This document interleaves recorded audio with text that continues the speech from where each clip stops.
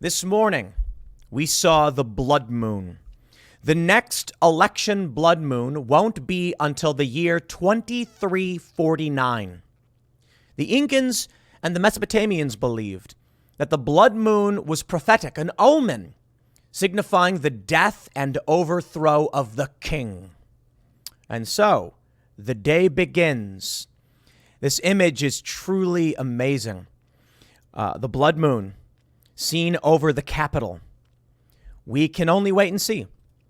And dirty games, of course, are afoot. And there's already distrust between the two political factions. I know there's more, but the umbrella factions of those who would vote Democrat or Republican. My question for you, why have you not gone to vote yet? Now, I'm sure most of you are saying, like, dude, it's like 10 a.m. Come on, like, I'm going at noon. Go vote.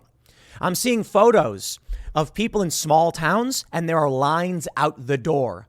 Voter turnout is expected to be massive, and it may suck, but you may be in line for a while. Now, they often say don't leave if you're in line because they have to take your votes. I got questions. I got concerns. Take a look at this. Fetterman campaign sues Pennsylvania election officials to have ballots without dates and incorrect dates counted. That's ballots that are not like legit. You know what I mean? Like, they may be real ballots, it may be for somebody, but they do not conform to the requirements to be counted. And the reason we have those requirements is to prevent fraud. And so I see stories like this. And there's the story for you. Fetterman, they want to count bad ballots. Fine. And then you see this. Quote, that's how this is supposed to work. White House press secretary reiterates Biden's warning of delayed election results. We may not know all the winners of elections for a few days. It takes time to count all legitimate ballots in a legal and orderly manner. Sure does. And there's a lot to say about this. But I have a question. I have a question for all of you. Serious question for anybody. Hopefully some leftists can give me some answers. Why is it that Democrats are favored in early and absentee voting and Republicans are not? I'm not quite sure I understand. If Republican voters tend to be older, you'd think you'd see more early and absentee or mail-in voting from Republicans because they're older. What about political ideology results in one group voting by mail and voting early and one group not? I don't see the logic there. I mean, maybe Democrats are lazy. Like, yeah, there you go. So they're like, just fill it out and send it in. And that's why Democrats are so hell-bent on getting mail-in voting. Or, I'm sure there's a lot of hypotheses and theories as to why that is. But I'm sorry, I don't quite understand. Because Republican voters tend to be older. And older people are the ones they say need assistance. And it's harder to get to the polls. It's harder to drive. And so mail-in voting helps them. But it's Democrats who vote by mail. Old Republicans actually show up in person. Why? I don't know. From timcast.com, here's the story. White House Press Secretary Karine Jean-Pierre said delays in election results were how this is supposed to work during a Monday press conference. Now, you may remember in 2018, they were saying blue wave. And I was looking at polls and I said, I don't think we're going to see a blue wave. And then I actually thought Republicans were going to do really, really well. And I was wrong. The thing is, on election day, there was no blue wave. That was it. Republicans lost a bit and it was like, oh, well, look at that. Like, Democrats did end up winning, but not by that much. So no blue wave, just some pushback. And then as the weeks rolled by, all of a sudden there was a major shift, a blue shift, they called it. And all these Democrats had won. And I'm like, wait, what happened? Like, mail-in votes came in after the fact, came in and they were counted later. And then all of a sudden the tallies changed. That seemed really weird to me. It seemed weird to me because, I've been following elections for a while and maybe I just didn't realize that's how they did it, huh? Well, whatever the reason is, I think it's unconstitutional and should be challenged in court and shut down immediately. Election day, period. We'll talk about this, but let's read this story and then we'll talk about this because I got the law pulled up here. One reporter asked Jean-Pierre during the briefing if President Biden planned on addressing election results on Election Day or the following Wednesday. Jean-Pierre said the president was expected to publicly address the election the following day, though did not have further details. It took 2 weeks to call every state, Jean-Pierre said in reference to the 2020 presidential election, before reiterating previous remarks from Biden. In modern elections, more and more ballots are being cast in early voting and also by mail. And many states don't start counting those ballots until after the polls close on November 8th. Why? Why? They count the other ballots in real time, but not these. How do we have the data on them already? Right? I mean, data's come out being like, here's how many votes have come in from Democrats. Okay. The press secretary echoed Biden's Wednesday speech in Union Station, in which the president preemptively said Americans must be patient about receiving election results. We may not know all the winners of the election for a few days, she said. It takes time to count all legitimate ballots in a legal and orderly manner. That's how it's supposed to work. Legitimate. John Fetterman's trying to argue that ballots that are not legitimate be counted, that they be made legitimate, but they don't conform to the election law. How about that? It's important for us to be patient while votes are being counted, Jean-Pierre continued. I think it's important just to remind folks that something that people should be mindful of as well. We know that more and more ballots are cast in early voting, blah, blah, blah. Okay, we get it. We're already seeing the reporting from ABC and other sources that a red mirage is coming. That on election day, we're going to see Republicans have won.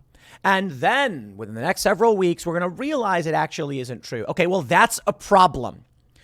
Period. For several reasons. If people don't have confidence in the election, then there may not as well, there may not, you don't need to have one, I guess, because no one's going to trust the results. Democrats won't, Republicans won't. What's the point? We need a sound system, and this clearly ain't it. Coming out and saying, well, we don't count the ballots until after election day anyway. It's like, no, that's not an answer. We need to change that system then.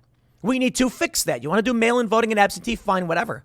I actually think all of it is unconstitutional. Let me tell you what I think. I think people should have to get up and go vote. I think that people should have to want to get up and go vote. And I think it shouldn't be so easy that you get a letter in the mail, you stamp it and send it back. No. I don't think you should be a white landed gentry in order to vote. That's ridiculous. I think everybody should be allowed to vote, but you have to at least try. We don't want lowest common denominator votes. Maybe the Democrats do. As a society, it should be on a scale of 1 to 100. The difficulty in voting should be maybe a 20. A 20. Like, it should be easy, but it should be a little bit of effort. Like, you have to get up and walk to the polling station. I don't think that's too much to ask. But that means people who don't know and don't care and can't be bothered won't do it. That minor hurdle will keep people who don't care from plaguing the system. Democrats say everyone should vote no matter what. It's like, so what? Then you have a bunch of people who are like, I don't even know who Joe Biden is. Whatever, man. Here's the vote. It's like, no, they're not voting for anything. What we really want are people of sound mind and principle and responsibility to be like, I think this is what this society needs. We want to make it better. We want to improve people's lives. But if you're getting a bunch of people who don't know and don't care to vote, the system is basically being bogged down by people who don't care. That's a problem, isn't it? We can't function that way. Here we go. You ready for this? From Cornell Law School to U.S. Code 7. The Tuesday next after the first Monday in November, in every even-numbered year, is established as the day for the election in each of the states and territories of the United States of representatives and delegates to the Congress commencing on the third day of January next thereafter. Day for the election. I found that phrasing to be quite interesting. Day for the election. It doesn't say of the election. It says for the election. And that, in my view, means the election should be concluded on this day. When you have an election, you are not having a vote. You are having a determination. If it was the day of the vote for the election, that'd be a different thing here. But this is a day for the election, meaning on this day, we shall have elected people to represent us. But now they're saying, well, the election is happening, but the results won't come in for a while. No. The election happens today. We should know today who we elected. This is a new phenomenon. Now, I will fully admit, it's not all about schemes to be completely honest. Some people think it's, look at this. This is from March 3rd, 1875. It's amazing. And then there was change June 5th, 1934, blah, blah, blah. Some people think this is indicative of fraud. I'm not saying that. Not at all. I think it's a problem regardless. And either way, we should have an election day. Just a day, not a week, not a month. Now, here's the issue I see. Population density. What do we do? Maybe we need more voting locations, more polling locations. That may be the only way to handle this. Simple solution. More polling places because there's more people. It seems like population growth is a very serious challenge in a constitutional republic. It used to be that I think it was 35,000. That's how many people per member of Congress. And there was an amendment proposed that they would keep expanding seats in Congress with the amount of people. And they decided not to, locking it in at I think 435 and then 100 senators. And then you have 3 voting delegates for the Electoral College out of Washington, D.C. So 435, which means in this country, for every 775,000 people, there's 1 rep. Yeah, it don't make sense. Sorry, that's just reality. You cannot expect adequate representation if that's the case. And so what we end up seeing from a system like this is that you're going to have people in New York. You've got 20 some odd % Republicans there who are not represented at all. That's a problem. If minority representation doesn't exist, eventually it collapses. It will collapse. I'm not going to pretend to have all the solutions because I don't think having like 7,000 members of Congress solves the problem. That would just be insane. But population growth is something we didn't expect. They didn't think there'd be this many people. They seriously didn't understand the expansion of it's the oil revolution, I guess. Once humans tapped into petroleum as a fuel resource, population exploded like crazy. The Industrial Revolution, all of a sudden we had tons of energy just readily available, converting it into food, eating, making more people, a lot of people. Now, I certainly am not of the mind of Bill Gates, who thinks that there's too many people. I actually agree with Elon Musk. There's not enough. The issue, however, is technological advancement, and it's actually civic advancement. You ever play Civilization, the video game? Amazing game. It's not just about technology.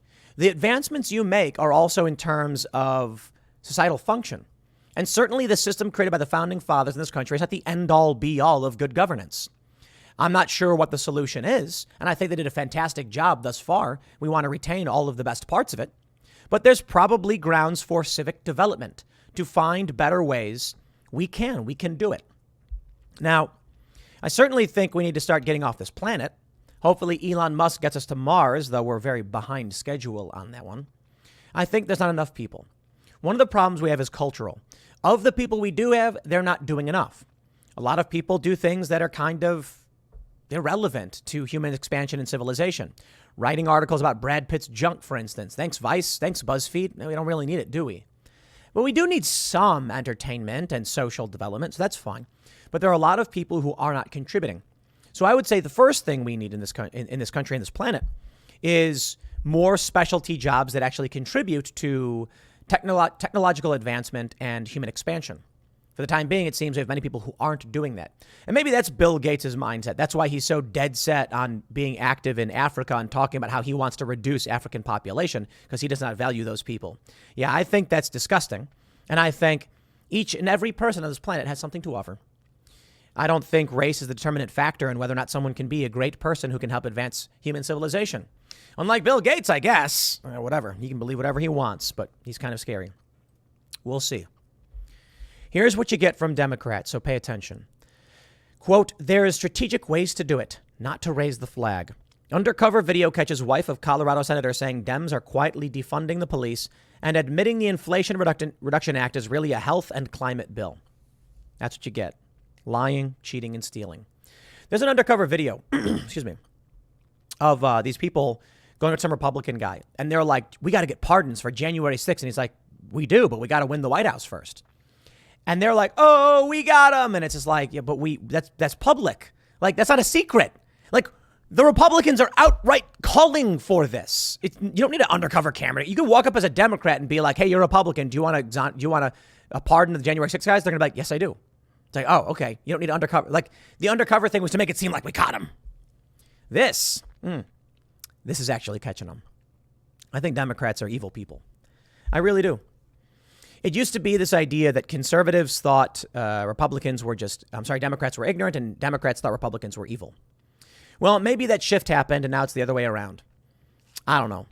No, I think Democrats definitely think Republicans are evil. I think they're fascists, but now I think they're definitely evil. Of course, I think the banality of evil exists within many of these ignorant Democrat voters. I watched a video from Billboard Chris. You guys know Billboard Chris? He wears the little board, sandwich board that says children cannot consent to puberty blockers. And some guy started screaming, you're brainwashed, F you, F you, F you, F you, F you, over and over again. And he says, how am I brainwashed? What do I have wrong? And the guy just kept saying, F you, F you. And I'm like, imagine being someone who can't actually answer a question, who can't hold a conversation or articulate any thoughts, accusing other people of being brainwashed. This is what the Democrats are counting on.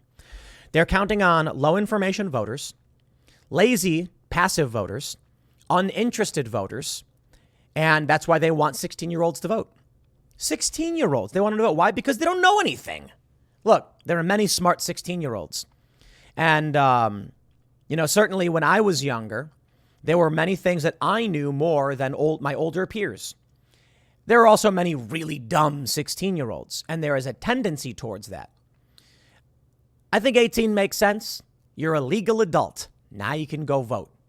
Used to be 21 until relatively recently. The Democrats rely on people who don't know what they're talking about. They lie to them because they don't want you to know what is really going on behind the scenes. And here's your proof. So here's what I can say to you, my friends. Civil war, I guess. Oh, there, get your drinking started early, I guess. But I'll tell you, when ABC News comes out and says the red mirage is coming again, you know what that means. Dave Smith said, he tweeted this. He can't shake this unnerving feeling that Biden came out and said there's going to be election deniers and you have to accept the results. Why would he say that? And why are they running articles talking about a red mirage? Every poll suggests, and historical trend suggests, Democrats should get wiped out of Congress. So they're coming out and saying all this weird, creepy stuff. Yeah. And so I don't know what I can tell you, man. I can tell you that no matter what happens, no one will accept the results. That's it. So maybe the blood moon doesn't mean the overthrow of the king in the way you hope it does. The blood moon, this morning in these photos, they're really ominous. And ominous, I love root words. I love exploring words. A lot of people don't think about this stuff, They think ominous just means like dark foreboding. No. Ominous means of or relating to omens. So when you're saying ominous, omens are not all bad. There can be good omens and bad omens. But ominous colloquially now just means signifying a dark thing coming. It is ominous. But it could be a good thing. It is of omens. An omen, a sign, a symbol, prophecy, prophetic. The blood moon signified to some war, that blood would come. Some thought that the Incans and the Mesopotamians, there was the overthrow of the king. But what does that mean?